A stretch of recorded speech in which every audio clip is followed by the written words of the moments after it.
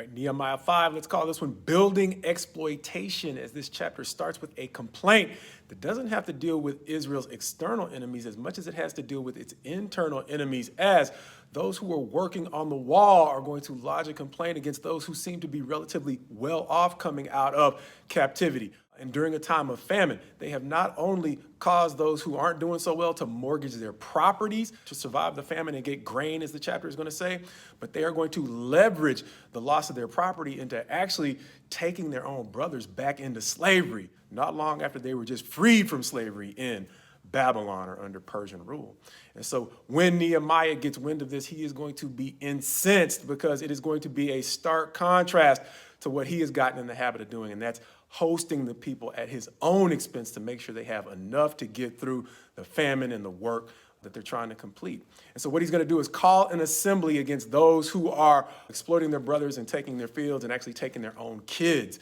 into captivity. And the upside is that assembly does not seem to produce a lot of, or really any pushback from those who have been getting over on their brothers, but a confession and an agreement to return the lands that they had taken, which is going to lead to the end of the chapter that shows us Nehemiah was not simply pointing fingers at those who were opportunistic and taking advantage of the situation their brothers were in. He's going to show that he had gotten into the habit of basically not even taking his full paycheck, understanding that he saw, wait a minute, that's coming out of the pockets of folks who were already struggling. Moreover, as we mentioned before, he hosted more than 100 of them, it's going to say daily at his own expense, even though he wasn't taking his full allowance. And ultimately, that helps us see a sharp contrast between healthy leadership and what proved to be toxic leadership in Israel, which is essentially cannibalizing its own workforce, understanding that the walls these people are building are defending everyone. They are putting additional undue burdens on people who are working hard during a time of famine,